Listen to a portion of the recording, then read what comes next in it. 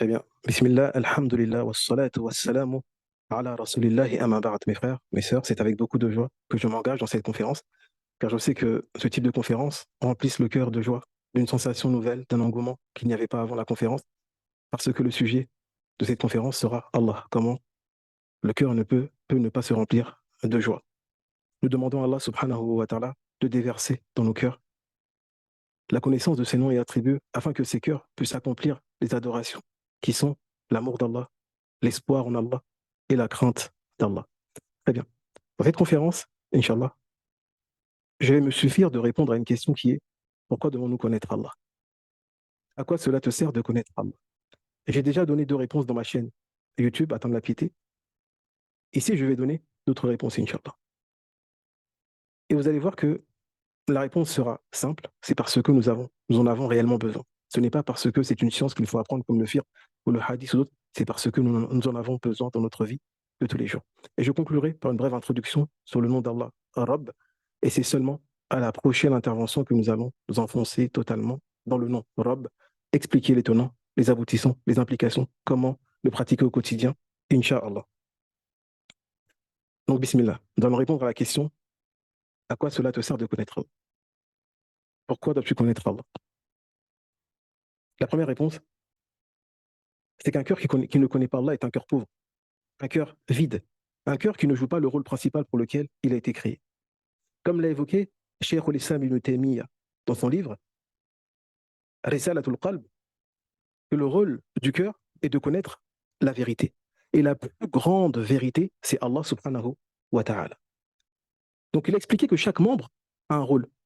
Les mains pour saisir, les pieds pour marcher, les yeux pour voir, les oreilles pour entendre, le cœur pour connaître. Pour connaître la vérité. Et son élève Ibn al-Qayyim al-Jawzi dit que le cœur a été créé directement pour connaître Allah. Et son shir dit, c'est pour connaître la vérité. Et la plus grande vérité est Allah subhanahu wa ta'ala. Et dans Irasat al-Lahfan, Ibn al-Qayyim al-Jawziyya, qu'Allah le fasse miséricorde, dit que celui qui ne connaît pas Allah, c'est comme s'il n'a rien connu. Celui qui ne connaît pas Allah, c'est comme s'il n'a rien connu. Subhanallah. Tu prends un cœur, tu mets toutes les sciences que tu veux dedans, mais il manque dans ce cœur la connaissance d'Allah. C'est comme si ce cœur ne connaît rien. Le Tri a dit الله الذي خلق سبع سماوات ومن الأرض مثلهن يتنزل الأمر بينهن لتعلموا أن الله على كل شيء قدير وأن الله قد أحاط بكل شيء علما. Allah subhanahu wa ta'ala, le sens approché, a créé ces cieux et leurs semblables en termes de terre.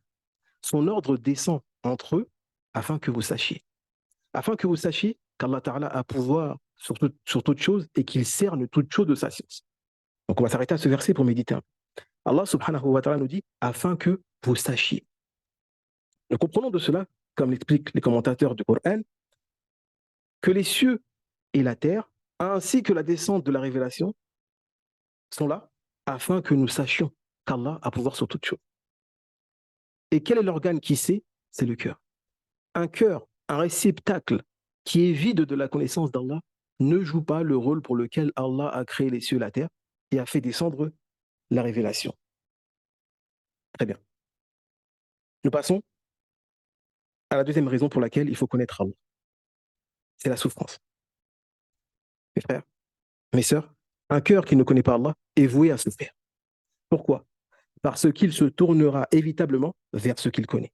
Il s'attachera inévitablement vers ce qu'il connaît. Il aimera inévitablement ce qu'il connaît. Et s'attacher à autre qu'Allah est une source inévitable de tristesse. Car il est essentiel de savoir que nous ne devons nous attacher qu'à Allah. Celui qui s'attache à autre qu'Allah, comme créature humaine ou pas, est voué à être triste, comme l'évoque Ibn al-Qayyim al-Jawziyya. Sachez que nous avons été créés avec un gouffre affectif, un vide affectif. Comme l'explique Ibn al-Qayyim al-Jawziyya dans son livre Tariq al-Hijratain. Et il dit que cela rentre dans le faqr, dans notre indigence. Allah a fait exprès de nous créer comme ça, avec ce vide. Pourquoi? Afin que nous ayons besoin de le remplir avec son être, avec lui. Et donc, celui qui remplit ce vide avec autre qu'Allah est voué à souffrir. Alors faites attention, je fais une parenthèse ici. Je ne parle pas d'aimer. Aimer est naturel. Aimer est une bonne chose. Aimer est un signe d'Allah. Le Très-Haut a dit وَمِنْ آيَاتِهِ أَنْ خَلَقَ لَكُم مِنْ أَنفُسِكُمْ أَزْوَاجًا لِتَسْكُنُوا إِلَيْهَا وَجَعَلَ بَيْنَكُم مَوَدَّةً وَرَحْمَةً إِنَّ فِي ذَلِكَ لَآيَةٍ لِقَوْمٍ يَتَفَكَّرُونَ. Sur la Rum, verset 21. Le sens approché est, parmi ces signes, c'est qu'il a créé pour vous et de vous des épouses, afin que vous vous apaisiez auprès d'elles. Et il a placé entre vous de l'affection, de l'amour et de la miséricorde. Il y a certes en cela un signe pour des gens qui réfléchissent. Nous comprenons que l'amour et la miséricorde sont des signes d'Allah. Pourquoi? Parce que leur présence est inexpliquée scientifiquement. D'où vient l'amour? D'où vient la miséricorde? Ce sont deux créatures qu'Allah Ta'ala dépose dans le cœur des serviteurs. C'est pour cela qu'ils sont présents dans certains cœurs et absents dans d'autres. Et je profite ici pour dépeindre 4 types de couples par rapport à ce verset, pour expliquer que l'amour est légiféré. Il y aura des couples où il y a de l'amour sans miséricorde. Certains, il y aura de la miséricorde sans amour. Dans certains, il y aura les deux. Dans d'autres, les deux sont totalement absents. Très bien. Dans les couples où il y a de l'amour sans miséricorde, ce sont des couples qui ne savent pas s'aimer. Ce sont des couples qui se font du tort. Pourquoi? Parce que plus il y a de l'amour sans miséricorde, plus cela est douloureux. Parce qu'une personne que tu aimes lorsqu'elle te fait du tort, le coup de poignard est beaucoup plus douloureux qu'un inconnu que tu n'aimes pas. Et donc, deux personnes qui s'aiment sans miséricorde, c'est l'anarchie. Ils ne peuvent pas vivre ensemble. Pourquoi? Parce qu'ils se feront inévitablement du mal. Ce sera coup pour coup. Au lieu d'être des alliés, ils seront ennemis. Pourtant, ils s'aiment fortement. Et même dans mes connaissances, il y a des personnes qui s'aiment, mais tellement c'est invivable, ils vivent aujourd'hui dans des couples séparés, remariés, et ils s'aiment toujours, subhanallah. Donc la miséricorde dans le couple est très importante. Il y a des couples où il y a de la miséricorde sans amour. Ce sont des couples où il n'y a pas d'amour, mais il y a de la miséricorde. Et je pense que c'est la majorité des couples, comme a dit Omar ibn Khattab, à celui qui lui a posé la question, penses-tu que toutes ces maisons vivent sur un mariage qui est bâti sur l'amour? Bien sûr que non. Donc il y a beaucoup de mariages où il n'y a pas d'amour, mais il y a de la miséricorde. Et la miséricorde permet de faire tenir un couple. C'est-à-dire que les droits communs sont donnés. Malgré cela, cela reste difficile, comme a dit Shir al-Shasri, ça devient une adoration difficile quand il n'y a pas d'amour, donc il faut espérer la récompense, Inch'Allah. Et dans ce type de cas, quand il n'y a vraiment pas d'amour, des fois c'est difficile, les savants autorisent une séparation, surtout quand les droits communs ne sont pas respectés. Le troisième couple est le couple où il y a de l'amour et de la miséricorde. C'est le meilleur couple. Les deux signes sont présents dans ce couple-là. Ils s'aiment et il y a de la miséricorde. C'est-à-dire qu'il y aura de l'entraide, on va fermer les yeux sur les erreurs de l'autre, il y aura de la miséricorde, les droits sont respectés. Et sachez qu'un couple où il y a de l'amour et de la miséricorde, l'amour permet d'aller au-delà des droits religieux. C'est-à-dire que c'est tellement facile pour un mari ou une femme de donner à l'autre, comme il y a de l'amour, ils vont donner plus que ce que la législation demande. C'est-à-dire, ce ne sont plus simplement, ça ne s'arrête plus à des droits, mais ça va au-delà des droits, parce que c'est facile à donner.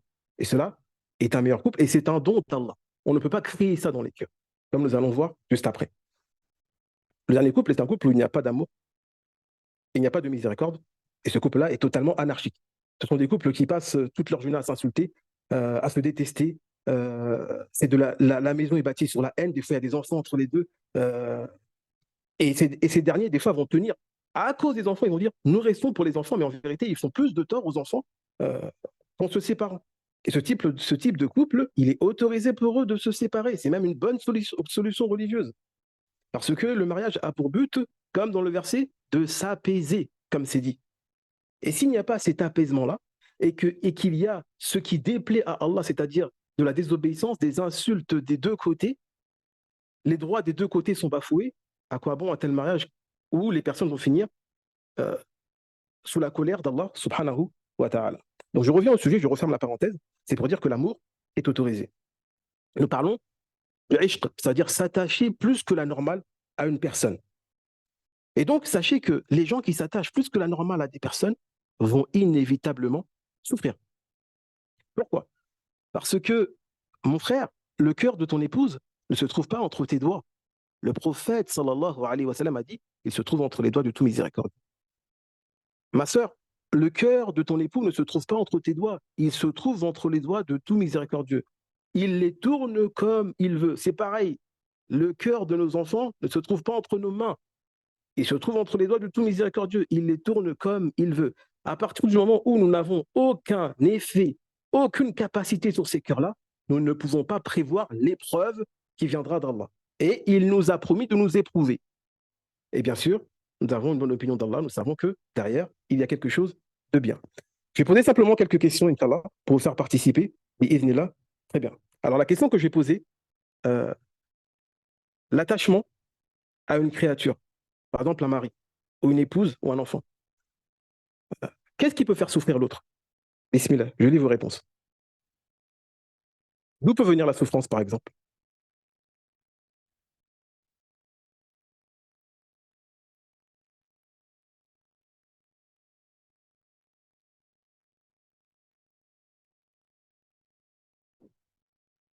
À cause d'une servitude d'entraide, de compter que sur elle, la négligence, trop de dépendante, l'absence de l'autre, eh bien, manque de respect, exactement. Tout ça peut faire souffrir, manque de respect, l'absence de l'autre. Je vais vous en donner d'autres. Un mari peut se remarier simplement. Il peut décider de se remarier avec une autre épouse. Et ça, c'est très douloureux. Ça peut être une épreuve. Et une femme n'a pas le contrôle sur ça. Une femme peut décider de partir. Et la mari n'a pas le contrôle sur ça. Allah Ta'ala peut rendre handicapé le mari. Allah Ta'ala peut reprendre sa vie. Allah Ta'ala peut rendre handicapé la femme. Il peut enlever sa beauté. Il peut la reprendre. Allah Subhanahu wa Ta'ala peut reprendre l'enfant. Il peut le rendre malade. Il peut donner un cancer à tout le monde. Allah Ta'ala peut reprendre le travail. Il peut reprendre l'argent. Il peut rendre pauvre la personne avec laquelle tu t'es marié. Donc, Inch'Allah, celui qui s'attache à une créature, il faut faire attention. Nous ne prévoyons pas les épreuves qui viennent après. Donc, la personne, comme a dit Ibn Qayyim al-Jawziyya, est vouée à souffrir. Donc, le seul qui mérite réellement que nous remplissons ce vide par lui, c'est Allah subhanahu wa ta'ala. Très bien. Je continue. Parmi les preuves du Coran, nous avons des prophètes qui ont aimé fortement des créatures et Allah les a éprouvés. Donc, comme a dit Ibn Qayyim al-Jawziyya, l'attachement à une créature amène l'épreuve. Nous avons l'exemple d'Ibrahim, alayhi salam, qui a attendu des années avant d'avoir son fils Ismaïl. Certains commentateurs disent qu'il l'a eu à 80 ans, 70 ans, et il désirait un enfant. Allah lui a donné un âge tardif. Et lorsqu'il a eu Ismaël, il a beaucoup aimé. Et Allah subhanahu wa ta'ala considère Ibrahim comme étant El-Khalil, à rapprocher une créature qu'il aime au-dessus des autres. Il n'y en a que deux comme ça, le prophète sallallahu alayhi wa sallam et Ibrahim alayhi salam. Et Allah subhanahu wa ta'ala, comme dit Ibn Qayyim al-Jawziyya, il est jaloux. C'est l'une de ses caractéristiques. Il est jaloux lorsqu'il voit cela dans le cœur d'un Khalil. Il veut que ce cœur-là soit rempli que de son amour quand il t'a choisi. Et donc, Ibn Qayyim al-Jawziyya va expliquer que Allah subhanahu wa ta'ala, pour faire sortir cet amour de son cœur, il a décidé de l'éprouver en lui demandant d'immoler son fils. Et lorsqu'il l'a fait, c'est-à-dire qu'il a vu qu'il allait le faire, c'est-à-dire que la preuve est claire qu'il préfère Allah et que cet amour n'est plus présent, il n'y a pas besoin d'aller jusqu'au bout de l'œuvre et il lui a épargné de le faire. Déjà auparavant, il l'a éprouvé en lui demandant de laisser cet enfant dans le désert avec sa mère. Donc s'attacher fortement à une personne peut ramener l'épreuve et nous devons prévoir cela. Et beaucoup de personnes vivent en pensant que c'est pas possible qu'Allah me fasse ça. Moi, il ne peut pas me faire ça. Et pourquoi? Pourquoi toi? Pourquoi des prophètes et pas toi? Et donc, nous devons prévoir ces choses-là. Et ce n'est pas de la méchanceté, c'est de la chasesse, c'est de l'amour, c'est beaucoup de choses que nous devons apprendre à lire dans cela, Inch'Allah. Nous avons l'exemple de Jacob, Yacob, le père de Youssouf, alayhi salam. Il a beaucoup aimé Youssouf au point où ça a apparu auprès des enfants qui étaient jaloux et qui ont pris leur frère et l'ont jeté dans un puits et l'ont vendu plus tard. Et Jacob a tellement pleuré qu'il a perdu la vue, comme c'est rapporté dans le Coran. Et après, avec le miracle, avec le vêtement de Youssouf, il a recouvré la vue. Mais cependant, nous voyons qu'il était pris d'une grande tristesse. Il a perdu la vue. Et ce qui prouve que religieusement parlant, il n'y a pas de mal à être triste, à pleurer. C'est naturel. En plus, Jacob, précisément, savait ce qui allait arriver, parce qu'il a entendu le rêve au départ de l'histoire. Il savait que son enfant n'était pas mort, qu'il était quelque part. Mais c'est la douleur de voir l'enfant vivre loin, grandir loin, ne pas savoir ce qu'il fait. Et donc, c'est très humain. Et ça ne contredit pas l'agrément. C'est-à-dire que ton cœur peut très bien agréer, patienter, mais que tu pleures. Le prophète sallallahu alayhi wa sallam a eu un enfant après la révélation un garçon, c'était Ibrahim, avec Mariam, ou bien Maria, si je me rappelle bien. Il avait à peu près 2 ans lorsqu'Allah subhanahu wa ta'ala a repris sa vie. Et le prophète a pleuré. Ce qui prouve que nous ne sommes pas à l'abri de l'épreuve lorsque nous nous attachons aux créatures. Et donc, la seule créature, le seul être, excusez-moi, qui mérite que l'on remplisse nos cœurs par lui, c'est Allah subhanahu wa ta'ala. Pourquoi? Comme dit Ibn al-Qayyim al-Jawziyya, c'est le seul être auquel, si tu t'attaches, tu ne souffriras pas. Cette relation n'aboutira pas à une souffrance. Très bien. Troisième raison, l'acceptation du destin. Pourquoi dois-tu connaître Allah? Pour réussir à accepter le destin. Pourquoi? Parce que lorsque nous allons apprendre à connaître Allah sous l'angle des noms et attributs, tu vas être convaincu de sa justice, de sa science et de sa sagesse. Comme j'expliquais dans le groupe, pour sa science, j'ai donné l'exemple de 2 créatures, un parent et son enfant, un père ou une mère et son enfant. Vous voyez, nous sommes tous les deux des créatures dans la même catégorie, celle des créatures. Mais il y a une des 2 créatures qui est inférieure du point de vue de la raison, c'est l'enfant. 2-3 ans, on lui interdit les sucreries, il va pleurer, il va se tourner par terre. Pourtant, l'adulte est conscient des tenants et des aboutissants, des conséquences de ces sucreries sur lui, à l'avenir. Donc, il va lui interdire. Mais l'enfant ne comprend pas, il ne voit que de la privation, il va se rouler par terre. Ça, c'est juste une image pour montrer la différence qu'il y a entre 2 créatures. Maintenant, imaginez la différence qu'il y a entre nous et Allah, dans cela, dans la science. Nous sommes encore beaucoup plus inférieurs que cet enfant avec ce parent-là devant Allah. Nous sommes pires que des bébés devant Allah. Sa science est tellement large parce qu'Allah a la science des tenants, des aboutissants, de l'impact de nous donner ou de nous priver sur le monde invisible, sur le futur, sur le passé, sur les autres mondes, les créatures, les animaux et autres, les anges. Tout cela nous échappe. Et Allah le voit. C'est pour cela que plus tard, nous allons méditer, lorsque nous allons entrer dans le nom Rabb, sur la fin de Surat al-Kahf, où Allah nous montre une partie de sa science, Inch'Allah. Donc, cela va nous permettre d'accepter le destin, comme nous avons dit. Et donc, vous comprenez à cela que c'est une question d'acceptation. Allah ne nous demande pas de comprendre, mais d'accepter. Nous devons œuvrer pour avoir assez de science pour accepter, pas pour comprendre.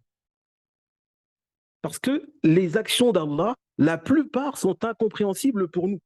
La plupart nous dépassent. Lorsqu'Allah a demandé à Ibrahim de déposer sa femme dans le désert avec son enfant, il ne lui a pas demandé de comprendre. Il lui a demandé d'accepter, de le faire et d'avoir une bonne opinion. Lorsqu'il lui a demandé d'immoler son fils, il ne lui a pas demandé de comprendre. Lorsque Allah subhanahu wa ta'ala a décidé de priver Jacob de son enfant, Youssouf, il ne lui a pas demandé de comprendre. Lorsqu'il a repris Ibrahim, il n'a pas demandé au prophète sallallahu alayhi wa sallam de comprendre. Inch'Allah, nous, ce que nous devons, arriver à un stade avec la connaissance des noms et attributs pour accepter. Pourquoi? Parce que nous allons être convaincus d'une certaine justice. Ô mes serviteurs, je me suis interdit l'injustice à moi-même et je l'ai rendue illicite entre vous. Ne soyez pas injustes les uns envers les autres. Allah ne peut pas être injuste envers nous, comme il a dit. Nous allons être, en le connaissant, nous allons être convaincus de sa justice, de sa grande science et de sa grande sagesse qui nous dépasse. Et malheureusement, beaucoup de personnes perdent beaucoup de temps dans le regret. Ils passent des jours, des années à regretter. Et cela les mine, les use, et ça se voit sur eux. Allah subhanahu wa ta'ala a dit Ma asaba min musibatin fil ardi wala fi anfusikum illa fi kitabin min qabli an nabra'aha inna dhalika 'ala Allah yasir. Allah subhanahu wa ta'ala a dit dans le sens approché aucune épreuve ne vous touche dans la terre ou bien en vous-même sans que cela ne soit déjà inscrit dans un livre avant même que nous le créions. C'est-à-dire qu'Allah subhanahu wa ta'ala nous informe que avant ton existence, ce que tu vis existait déjà. Avant ton existence, tu allais déjà perdre cet enfant, tu allais déjà perdre ce mari, tu allais déjà perdre cette femme, tu allais déjà perdre ce travail. Avant ton existence, tu allais déjà tomber malade, c'était écrit. Et en plus, le Très-Haut nous dit que cela est facile pour lui de l'écrire. Et il nous dit aussi, il nous donne la raison. Pourquoi est-ce qu'il te dit cela dans ce verset? Il dit لِكَيْ لَا تَأْسَوْا عَلَى مَا فَاتَكُمْ وَلَا تَفْرَحُوا بِمَا آتَاكُمْ وَاللَّهُ لَا يُحِبُّ كُلَّ مُخْتَالٍ فَخُورٍ. Il a dit afin que vous ne vous tourmentiez pas sur ce qui vous a échappé. Subhanallah. Et les gens passent du temps à se tourmenter. Allah nous informe que c'était écrit avant que tu existes. Et ça, c'est sa grande science. Elle est tellement grande qu'il peut l'écrire avant. Et il nous dit, afin que vous ne vous tourmentiez pas. Donc, le croyant qui apprend à connaître Allah arrête de se tourmenter. La deuxième cause, il dit, voilà tafrahu bima atakum. Vous ne vous réjouissez pas de ce que on vous a donné. Parce qu'on vous l'a donné. Et deuxièmement, c'était écrit. C'est-à-dire qu'une personne qui acquiert la science, qui acquiert la connaissance, qui acquiert de l'argent, qui acquiert des choses admirables, honorables, elle ne doit pas tomber dans la vantardise. Pourquoi? Parce que c'était écrit avant que tu arrives ici. Ce n'est pas de toi. Ce n'est pas par ta force et ta capacité. C'était quelque chose qui était déjà écrit. Tu n'as pas à te vanter. Tu n'as aucun mérite. Et donc, ces principes-là, nous allons y revenir, Inch'Allah, pour mieux les comprendre, bi'iznillah. Très bien. Nous continuons. Une autre cause pour laquelle nous devons connaître Allah, c'est afin de l'aimer. Pourquoi? Parce que Allah subhanahu wa ta'ala possède toutes les caractéristiques, comme nous allons le voir, qui poussent à l'aimer. Déjà un humain, lorsqu'elle possède les caractéristiques de bonté, de sagesse, de patience, il est avenant, toujours là pour aider. Cette personne, on l'aime. Allah subhanahu wa ta'ala, il est cela de manière divine, ici à sa grandeur. Il est doux, compatissant, sage, bon, avec tous les bienfaits qu'il nous donne, avec tous les péchés que nous faisons et qu'il patiente, avec tous les noms que nous allons voir. Ghafir, Ghafour, Ghaffar. 3 noms juste pour lui demander pardon. Pour 3 catégories différentes de créatures. Subhanallah. Et donc, Allah subhanahu wa ta'ala, en vérité, doit occuper toute la place dans nos cœurs. Et donc, en le connaissant, nous allons arriver à un degré d'amour tellement grand que nous allons être prêts au sacrifice. Comme j'ai donné l'exemple dans le groupe, et je vais le faire en forme de question, Inch'Allah, qu'est-ce qu'une mère est prête à faire pour son enfant? J'attends vos réponses. Tout. Quelqu'un qui a résumé à tout. Naam. Une mère est prête à tout, subhanallah. Qu'Allah Ta'ala guide nos mères et qu'Allah Ta'ala les préserve et leur fasse miséricorde pour celles qui sont mortes. Exactement. On va résumer à tout.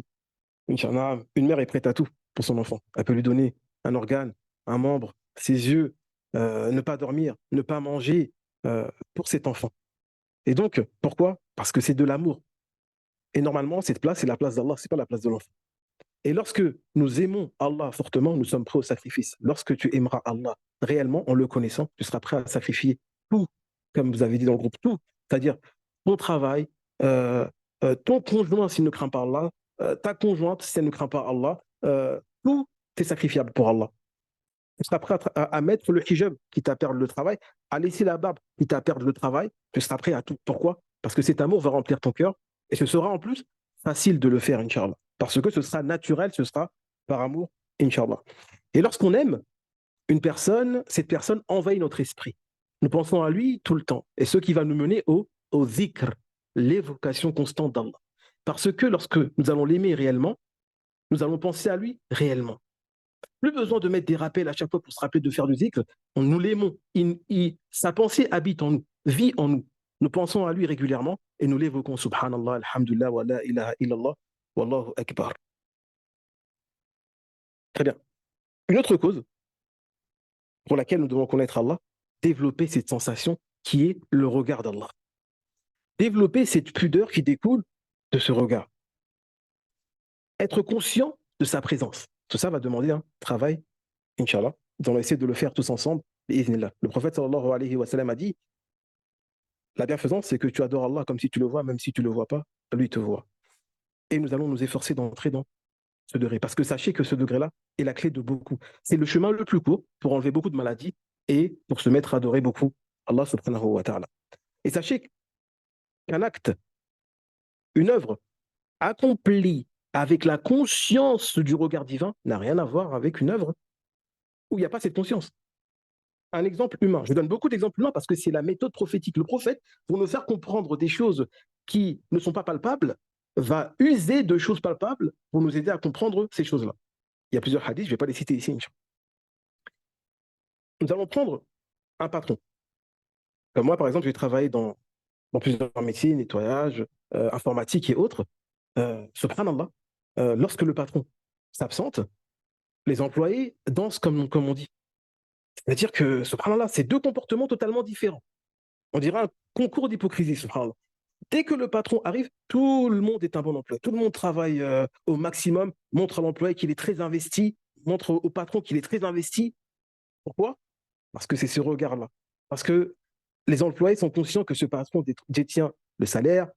Certaines personnes ont des maisons à crédit, qu'Allah nous guérisse ainsi qu'eux. Certaines personnes ont beaucoup de choses attachées à ce salaire-là et tiennent à ce poste-là. Et donc, ils voient le patron comme une personne qui détient quelque chose d'important dans leur vie. Donc, le regard du patron est très important. Un autre exemple, un patron qui vous confie un travail à faire. Vous entrez dans votre pièce, dans le bureau, vous fermez la porte. Vous allez commencer ce travail-là. Vous allez prendre le téléphone, prendre un café, répondre à des messages. Vous allez faire un peu, vous allez vous arrêter, vous balancer sur la chaise, reprendre un peu. Pourquoi?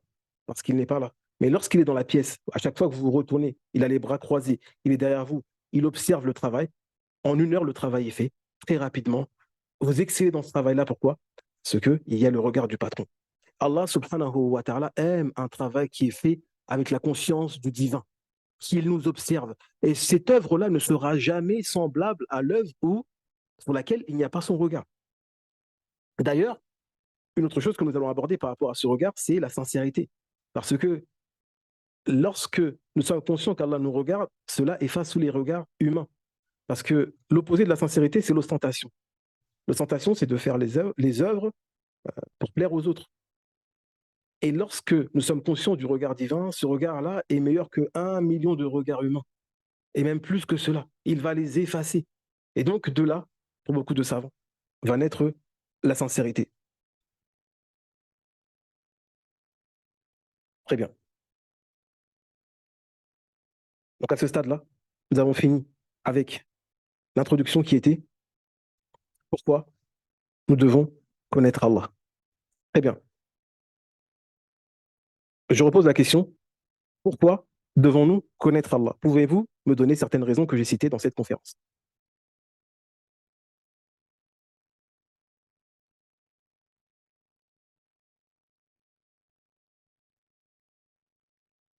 Pour l'adorer, je ne l'ai pas cité celle-là, mais pour l'adorer, Naam, pour l'adorer d'une manière meilleure, pour s'attacher à lui seul, éviter la souffrance, très bien, pour ne pas souffrir, très bien, pour l'adorer de la meilleure manière, très bien, pour avoir un meilleur comportement, je ne l'ai pas cité, mais ça en découle,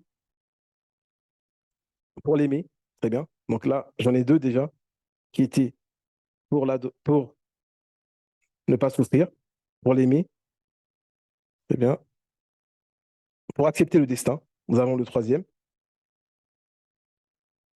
pour lui être reconnaissant, ça découle aussi, on ne l'a pas cité, il y a plusieurs autres raisons.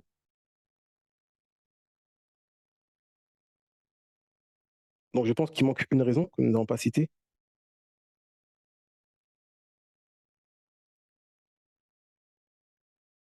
pour le regard d'Allah, très bien. Attends, attends, exactement. Atteindre le tawhid, très bien. Exactement, en fait, avec le regard d'Allah, c'est une bonne remarque, atteindre le tawhid. Avec le regard d'Allah, le tawhid est quelque chose non plus de théorique, mais de vécu. Quelqu'un qui apprend à connaître Allah par les noms et attributs, il le ressent. Pourquoi? Parce que les noms et attributs vont habiter vos journées. On va apprendre à le vivre au quotidien, que ce ne soit pas de la théorie, Inch'Allah, et vous allez voir que le tawhid va devenir quelque chose de réellement palpable. Bi'iznillah. Très bien. La muraqaba, comme vous avez dit aussi, très bien, être sous le regard divin. Alors maintenant, nous entrons en conclusion. Comme j'ai dit, je vais simplement introduire au nom d'Allah Ar-Rabb, et la prochaine fois, nous allons entrer en profondeur dans ce nom. Très bien. Mes frères, mes sœurs, Ar-Rabb, bah, je vais vous demander simplement que signifie Rabb avant de donner la réponse, Inch'Allah. Que signifie Rabb pour vous? Ceux qui ont suivi dans le groupe savent ce que signifie Rabb. Ar-Rabb, j'écoute vos réponses. Que signifie Ar-Rabb pour vous? Seigneur, qui détient la seigneurie. L'éducateur, très bien, éducateur, c'est l'un des sens. Qui détient la seigneurie, ça c'est la répétition de certains livres que nous avons lus, ça ne parle pas énormément. Qu'est-ce que ça veut dire qui détient la seigneurie? Allah, Razak, Ahmad, très bien, exactement ça. Celui qui crée, qui donne, très bien. Donc, je donne la réponse, Inch'Allah. Razak, c'est celui qui crée. C'est-à-dire que c'est l'unique créateur. C'est plutôt ça. Le seul à créer et à gérer cette création. Et la gérance de la création va signifier qu'il va donner la vie, la mort, faire pleuvoir, guérir, décider de qui vient à l'existence, qui ne vient pas. Très bien. Donc, comme j'avais dit dans le groupe, nous allons prendre l'exemple du père de famille. Un exemple, comme j'ai dit, humain, qui nous permet de comprendre le divin. Alors, un père de famille, il est Rabbul Bayt, comme les Arabes disent. Il est maître de la maison, ou bien seigneur de la maison, Rabbul Bayt. Très bien. Ma question est la suivante. Qu'attendent les enfants ou la mère de leurs parents, de leur père? Et excusez-moi, il y a une coupure. Alors, je disais, et faites attention au micro, s'il vous plaît. Euh, alors, je disais, qu'attendent les enfants du père? C'est Rabbul Bayt, maître de la maison. Qu'est-ce qu'ils attendent de lui? Alors, j'ai pas pu lire les réponses précédentes. Est-ce que vous m'entendez maintenant? Très bien. Qu'il pourvoit à leurs besoins. Très bien. Qu'il les éduque. Très bien. Je vais relire plus haut. Très bien. Donc, vous avez compris que les enfants attendent du père qu'il les nourrisse, qu'il les amène à l'école, qu'il prenne soin d'eux, qu'il les ramène à l'hôpital, qu'il aille faire les courses. La mère aussi va demander. Il faut payer les factures, il faut payer l'eau. Donc, ce sont les attentes principales des enfants et de la mère envers le père. C'est ce qu'on appelle Rabbul Bayt. Donc, son rôle, ça va être une certaine gérance de la maison. Très bien. Si vous avez compris cela, Allah subhanahu wa ta'ala, c'est la même chose de manière divine, c'est-à-dire au stade de l'univers. Son domaine à lui, ce n'est pas une maison, c'est l'univers. Il va gérer tout cet univers. Comme il a dit, Yas'aluhu man fis samawati wal ard, kulla yawmin huwa fi sha'n. Les habitants des cieux et de la terre lui demandent tous les jours, et il est tous les jours dans une affaire, en train de régler des choses. Tous les jours, constamment, Allah subhanahu wa ta'ala est comme ça. Et donc, c'est un rôle qui est comme Rabbul Bayt, mais à l'échelle divine, c'est-à-dire qu'il va gérer l'univers. Et sa demande ne se restreint pas à des enfants ou une femme, c'est tout l'univers, c'est-à-dire les anges, les habitants des cieux, les habitants des mers, les poissons, les animaux, les djinns. Il répond à tout le monde. Et cela tout le temps et tous les jours. Subhanallah. Et donc là, vous prenez conscience de ce qu'est Rob. Très bien. Maintenant, nous sommes comme les enfants qui demandent à ce père-là. Il faut s'habituer à faire comme ces enfants-là avec ce père. Ces enfants-là vont demander constamment Abi, papa. Nous devons dire à la place Rabbi, Rabbana, Rabbi, Rabbana, Rabbana atina fid dunya hasana wa fil akhirati hasana wa qina azabana وقنا عذاب النار ربنا هب لنا من أزواجنا وذرياتنا قرة أعين وجعلنا للمتقين إماما.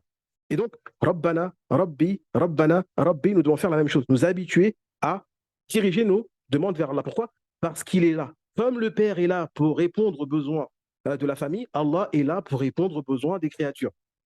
Donc, parmi les implications de connaître Rabb, c'est de s'habituer à diriger nos demandes régulièrement vers lui seul. Très bien.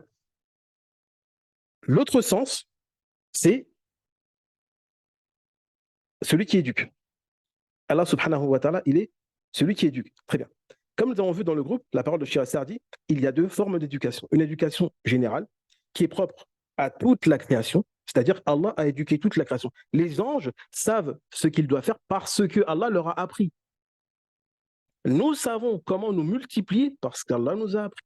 Nous savons comment apprendre parce qu'il nous a donné, lui, la vue, les cœurs, afin que nous apprenions. Et ensuite, il nous a appris comment les utiliser au fur et à mesure. Les abeilles savent se diriger vers une ruche qui se trouve dans une montagne parce qu'Allah leur a appris, c'est l'éducateur. Il a éduqué toute la création. Et ce qui permet le maintien de cette création. Et ensuite, il y a une éducation particulière qui est celle des croyants. Allah subhanahu wa ta'ala nous a appris à l'adorer. Il nous a appris à apprendre la science. Et donc, sans cette éducation, comme disent certains pieux prédécesseurs, nous serions semblables à des animaux, plongés totalement dans la passion telle des animaux. Et c'est cette éducation qui nous a donné, qui nous a permis de nous élever à ce stade de croyants, de musulmans, de soumis. Et donc, cette éducation relève de la plus grande importance. Et Cheikh Sardi dit, c'est peut-être pour ça que les prophètes demandaient beaucoup avec Rabbana pour recevoir cette éducation d'Allah subhanahu wa ta'ala. Très bien. Et donc, l'éducation que nous connaissons est une éducation humaine, avec des règles humaines basées sur beaucoup d'ignorance. Mais l'éducation divine nous dépasse de loin. Et c'est pour cela que la prochaine fois, nous allons méditer sur Suratul Kahf et voir comment est-ce qu'Allah subhanahu wa ta'ala a éduqué Moïse par une science qui le dépassait.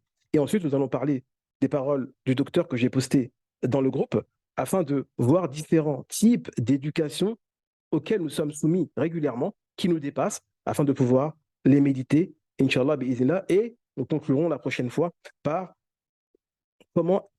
comment adorer Allah quotidiennement avec le nom Rabb. Nous allons voir à peu près 5 usages du nom Rabb dans notre quotidien, bi'iznillah. Wallahu ta'ala a'lam. Je m'arrête là, Inch'Allah. Donc, Inch'Allah, j'enlève le micro, Inch'Allah, je vous laisse poser vos questions concernant cette intervention à l'oral, bi'iznillah. Jazakumullah khaira, comment connaître la limite de l'amour pour un être humain et ne pas être dans l'excès? Très bien, je réponds à cette question déjà. Alors la question, je pense que, je ne sais pas si c'est sûr à en faire, comment connaître la limite de l'amour pour un être humain et ne pas être dans l'excès? Très bien. L'amour qui pousse à l'excès ou bien l'amour qui est dans l'excès, qui n'est pas un amour dans les limites de la législation, c'est un amour qui va se matérialiser par des œuvres de désobéissance, par des œuvres qui peuvent aller jusqu'au shirk, par des comportements qui vont altérer la raison, la santé et qui vont toucher l'âme de la personne. Et la personne sent qu'elle est dans un attachement qui dépasse les limites de la législation. Comme j'ai dit, il faut que vous vous projetiez dans l'épreuve. Comment est-ce que vous vivriez cette épreuve-là? C'est là que vous vous trouvez dans l'être que vous aimez. Est-ce que c'est un attachement naturel? Vous allez continuer à vous accrocher à la religion? Vous allez garder le hijab si vous êtes une femme? Vous allez garder la raison, la droiture si vous êtes un homme?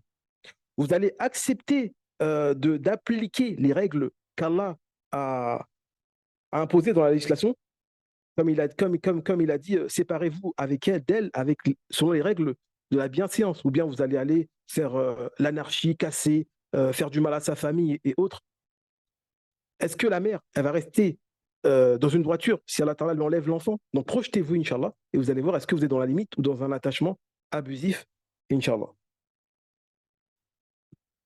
Très bien. Une autre question, Inch'Allah.